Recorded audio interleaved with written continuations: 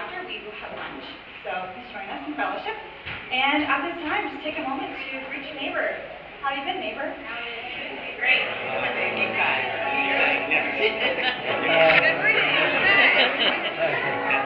How are you? Thank you again. Thank you. Hi, neighbors.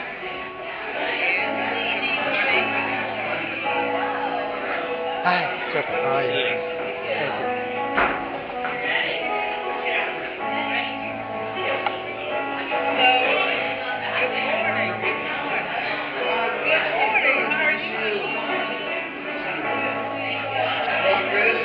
Hi. Hi, very good to see you. Thank you for always filming. Okay.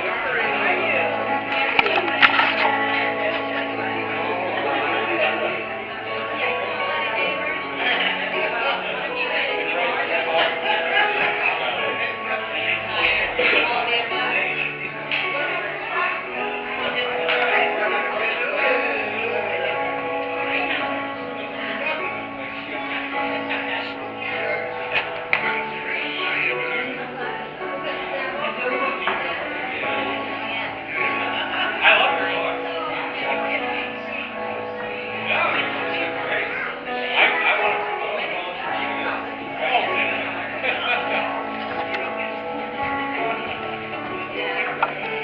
I want to yeah, you have this great power. Yeah, oh, we all do.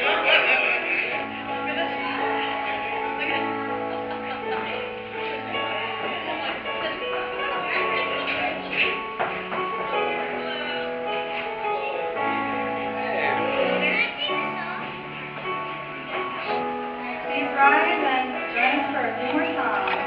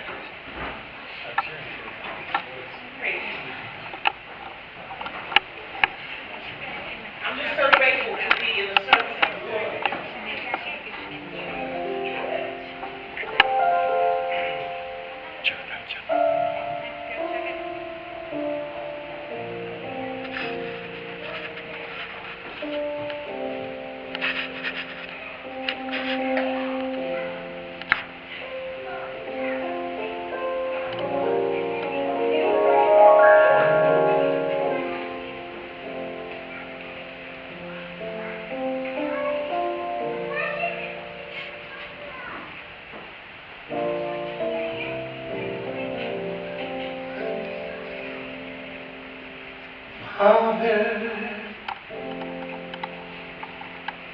we love you. We worship and adore you.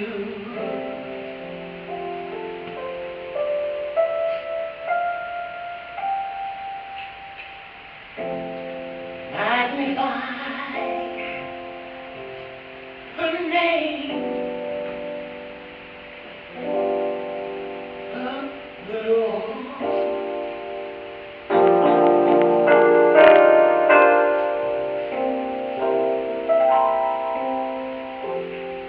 Jesus, we love you. We worship and adore you.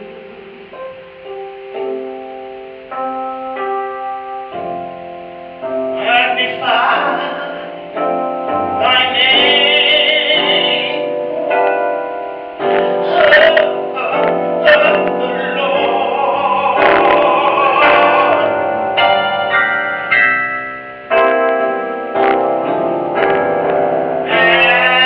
Magnify thy name. Magnify thy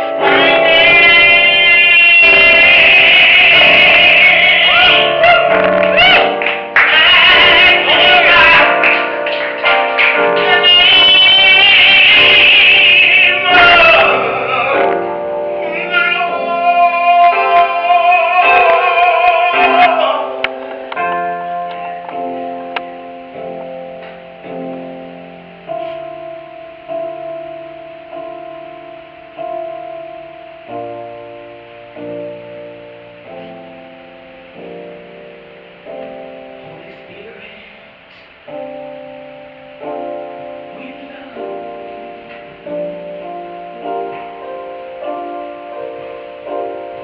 We magnify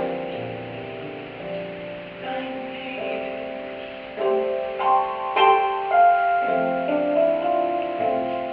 Magnify the name of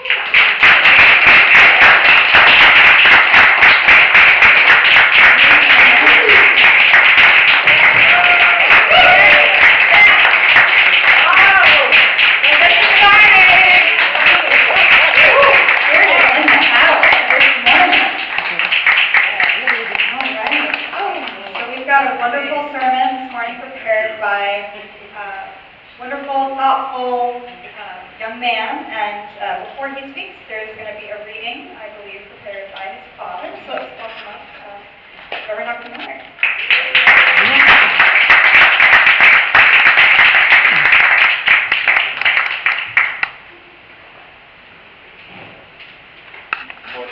Morning.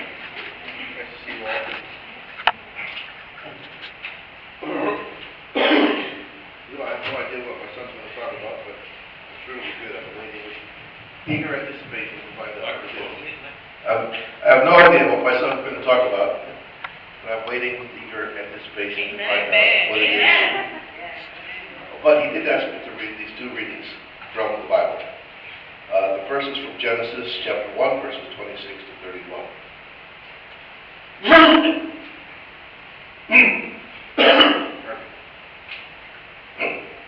Then God said, "Let us make man in our image, after our likeness, and let them have dominion over the fish of the sea, and over the birds of the air, and over the cattle, and over all the earth, and over every creeping thing that creeps upon the earth." So God created man in his own image. In the image of God, he created him. Male and female, he created them.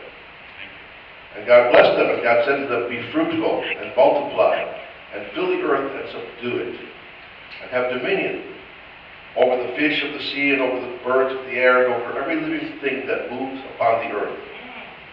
And God said, "Behold, I have given to you every plant yielding seed which is upon the face of all the earth, and every tree with seed in its fruit. You shall have them for food. And to every beast of the earth, and to every bird of the air, and to everything that creeps upon the earth, everything that has the breath of life, I have given every green plant for food." And it was so. And God saw that everything that he had made, God saw everything that he had made, and behold, it was very good. And there was evening, and there was morning, the sixth day. The second reading is from Matthew 22, verses 35 to 40.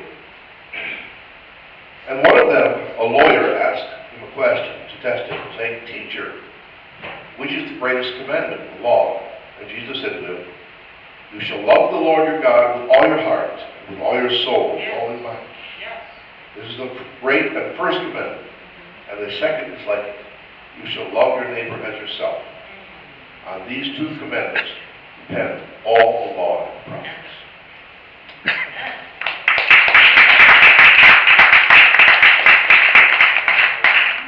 Thank you for that reading to prepare our hearts and minds.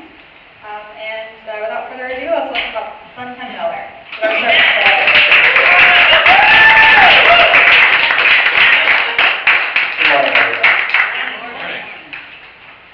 So, I feel very loved today.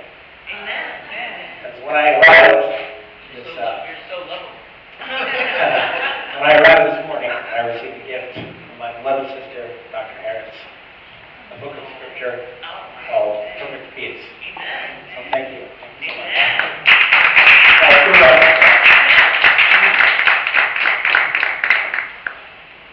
So I prepared a sermon for today, and I spent many hours preparing it. But this morning, it just didn't feel right. I felt like God was telling me, that's not what you need to say today. So I'm going to speak from the heart. I'm going to talk about a story from the Bible that means a lot to me. It's guided me through my life. So, hey, maybe I'll fall flat on my face, but y'all still love me anyway, right? All right, thanks. So, I printed out some quotes this morning. That's going to be my only guide. It's these quotes that I printed out.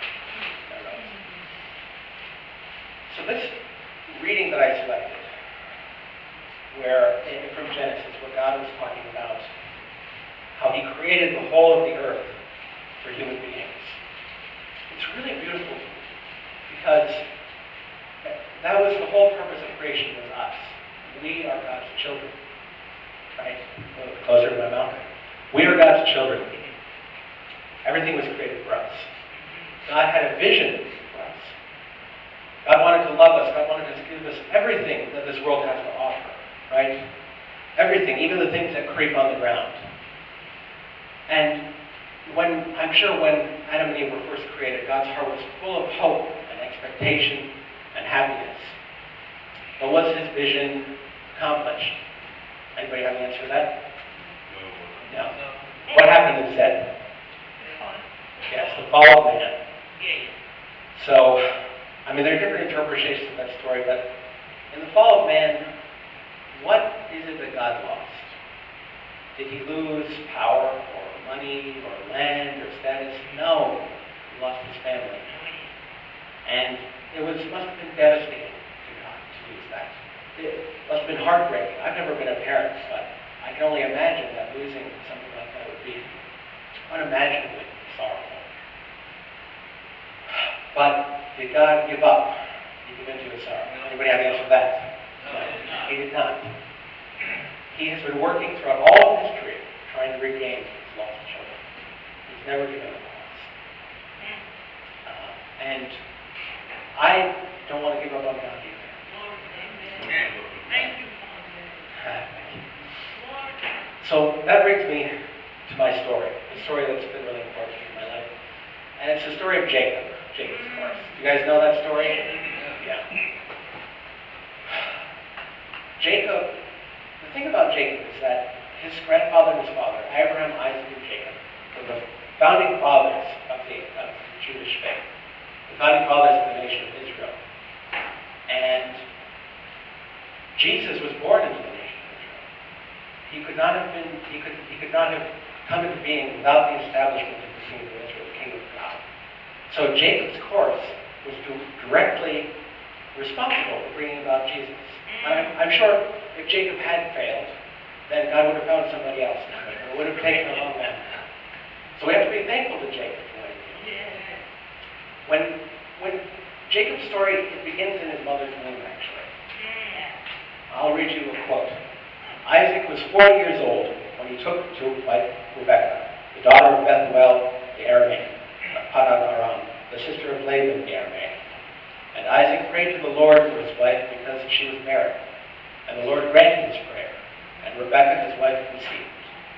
The children struggled together within her, and she said, "If it is thus, why do I live?" So she went to inquire of the Lord, and the Lord said to her, "Two nations are in your womb, and two peoples born of you shall be divided. One shall be stronger than the other. The elder shall serve the younger." So this was the revelation that God gave to Rebekah, the mother of Jacob and Esau. So it was Jacob's job to have his older brother serve him, which is not how things went back then. So as you probably know, what happened? He bought off the birthright from his older brother Esau, and then his mother helped him actually steal his older brother's blessing from his father. So as you can guess, his brother was pretty pissed off. And he wanted to kill him. So his mother said, "Look, you better get out of town. I don't want to lose, I want you to die." So she said, "Go to your uncle Laban, live with him." And his father told him, "You need to find a wife on your own to establish a family." So he went over there with two purposes. One, not to die. And two, to establish a family. And then remember, that family is the family that brought forth the nation of Israel, that brought forth Jesus. So he worked in for his mother Laban for 21 years. He fell in love with his daughter, Rachel, wanted to marry her. So he worked to basically purchase his daughter, which is interesting, to say the least. And his uncle kept messing with him, kept changing the deal, and kept basically screwing him over. So for 7 years, turned into 21 years, right? Of just a really grueling, horrible experience. But he endured through it all. He endured. Closer. He endured through it all. And in the end, the Lord talked to him again. He said, "Now it is time for you to return to Canaan and face your brother Esau." So obviously Jacob was pretty scared, right? Because last time he saw Esau wanted to kill him. But the Lord said, "You must do this." So he did. He gathered up his whole family, his whole tribe. He gained a big family. He had 2 wives at that point, and there were many herds of cattle, and he gained a lot of wealth. So I'm skipping over details, but I'm getting to the heart of the matter.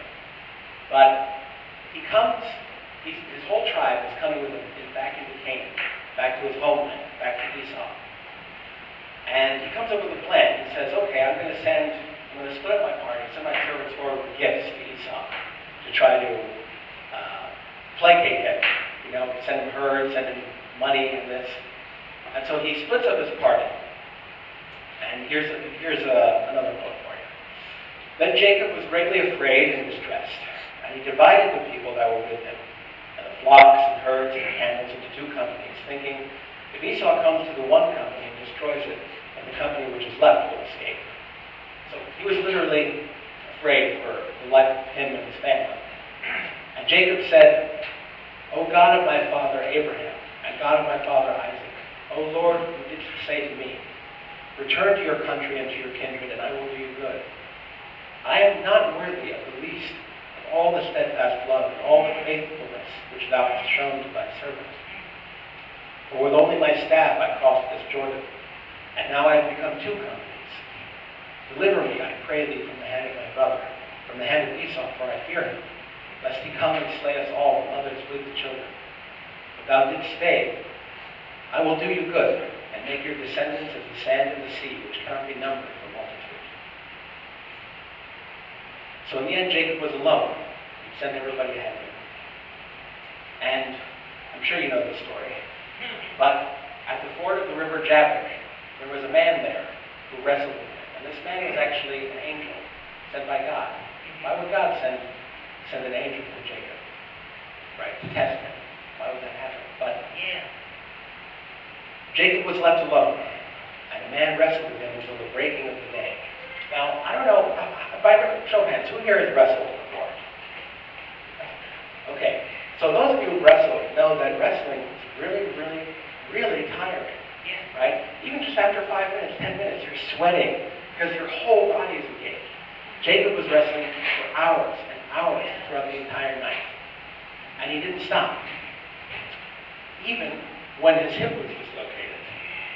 When the man saw that he did not prevail against Jacob, he touched the hollow of his thigh, and Jacob's thigh was put out of joint as he wrestled with him. Then he said, let me go, for the day is breaking. But Jacob said, I will not let you go, unless you bless me. And he said to him, what is your name? He said, Jacob. Then he said, your name shall no more be called Jacob, but Israel. For you have striven with God and with men, and have prevailed. Then Jacob asked him, tell me, I pray, your name. But he said, why is it that you ask my name? And there he blessed him. So Jacob called the name of the place Peniel, saying, for I have seen God face to face, and yet my life is preserved. The sun rose upon him as he passed Peniel, limping because of his father. And when he went to see his brother Esau, he took his family and put them behind him. And he went forward, unarmed. And he bowed to him 7 times as he approached. And when he approached Esau, what did Esau do? He embraced him. And they wept together. Because they were so happy to see each other. And Esau forgave Jacob and united with him and fulfilled the prophecy that God had given to Rebekah when they were still in her womb. Now, this story there's a lot you can take away from it, but what the most fascinating part of the story to me is when he's wrestling with the angel. And he's seeking the blessing from the angel. Because it would have been so easy for him to give up, right? But he didn't, because God was relying on him. Because his tribe was relying on him. Because he had to do this. Because he had a calling from God. Right? Isn't that what we all need? Calling from God. That is what he had. That's what allowed him to endure the 21 years. That's what allowed him to endure the wrestling with the angel. And because he wrestled with the angel and God received the blessing, he had the spiritual condition necessary to reunite with his brother Esau. And I feel like that relates to our life so much. That sometimes the greatest struggle is the one that's inside of ourselves. And we have to overcome ourselves. In that moment when he was wrestling with the angel, that angel was sent by God to test him. Did God give him the strength? I don't think so. I think he actually revealed the strength that was within him all along. I mean, that is God-given strength when he was born. But this test revealed what was inside of him, what God had given him that was necessary to fulfill his mission. Now, I mean, this story is really important because we all go through hard times in life.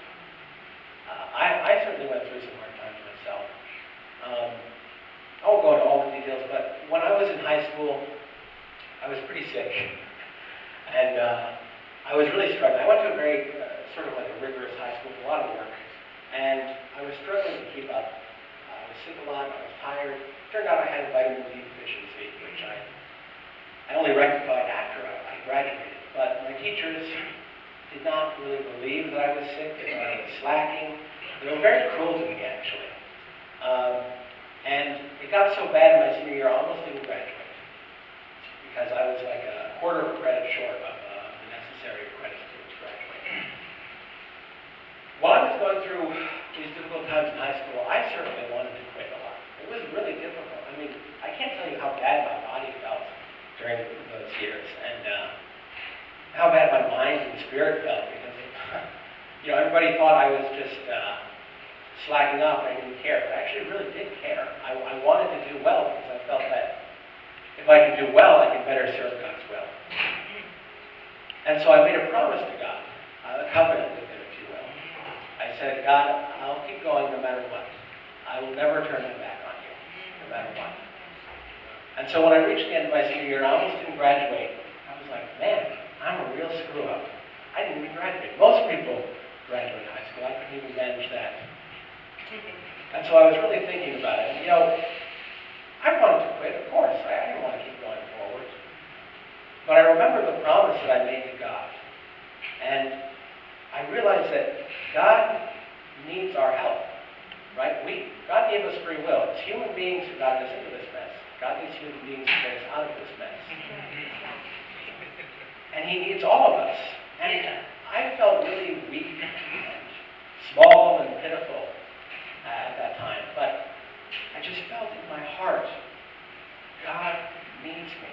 I can't give up. Even if I don't believe in myself, I have to keep moving forward. And so I did. And I was actually able to take a summer course to make up the credit. I was able to graduate. Doing pretty well right now. So thank you. Yeah, let's give myself a round of applause.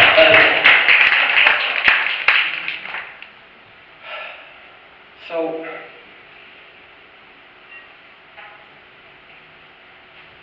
anyway, I'm telling you this story because I think it's important. Yes, it is. That if you have a why, right, you can bear almost any how. Yes. There's a quote. I forget who said that. Victor Frank. Victor Frank. Thank you. And I feel like, right now, I feel like my calling from God is, I want to be an entrepreneur. I want to be a software entrepreneur. And through that, influence the world and make it a better place. And this quote at the beginning, when I talk about what God's hope for man was when He first created us, that is not the case right now. But God wants it desperately to be the case. He wants to restore us to our original position as His children. So I'm going to do whatever I can to help restore this world, no matter what, even if it's just a little bit.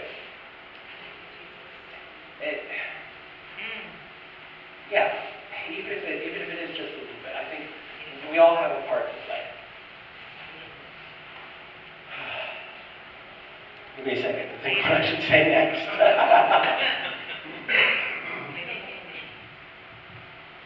Yeah. So, if you want to change the world, you have to start with changing yourself. You have to start with changing your family, right? That is the fundamental building block of the world, is the family, I believe. And you need to find out what your calling is. Maybe you know it right now. Maybe you don't know it. But if you don't know it, you need to find it. And if you do find it, then you need to go after it no matter what. No matter how difficult it gets. Even if nobody believes in you, if you're going through horrible times, just hold on until morning, like Jacob did. Yeah. And remember, you're God's champion. Yeah. Now, I'm going to finish with another quote. This is not from the Bible. This one is from the Lord of the Rings. Everybody knows, does anybody not know the story of the Lord of the Rings? Okay. I'll just give you just like 30 seconds. Basically, there are these two regular dudes named Frodo and Sam who are tasked with saving the world by destroying this ring of unspeakable evil. And it's really, really hard because they're just regular dudes and there are these armies of orcs and all of these horrible things they have to go through. This quote comes from one of their darkest hours. And Frodo says to Sam, do this, Sam. And Sam says, I know. It's all wrong. By rights, we shouldn't even be here. But we are. It's like in the great stories, Mr. Frodo. The ones that really mattered. Full of darkness and danger they were. And sometimes you didn't want to know the end. Because how could the end be happy? How could the world go back to the way it was when so much bad had happened? But in the end, it's only a passing thing, the shadow. Even darkness must pass. A new day will come. And when the sun shines, it will shine out the clearer. Those were the stories that stayed with you, that meant something, even if you were too small to understand why. But I think, Mr. Frodo, I do understand. I know now. Folk in those stories had lots of chances of turning back, only they didn't, because they were holding on to something. Frodo says, what are we holding on to, Sam? And Sam says that there's some good in this world, Mr. Frodo, and it's worth fighting for. All right, that's all I have to say.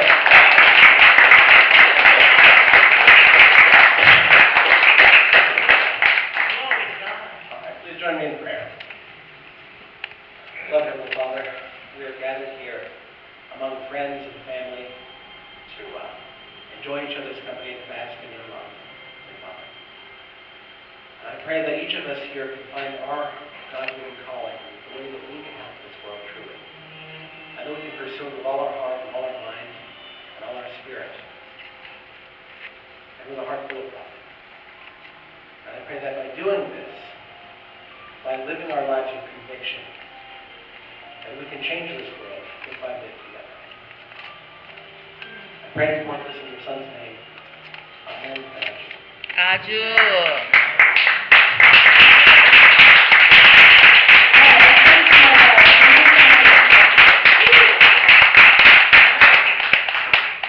Now we have a little bit of time for meditation and prayer.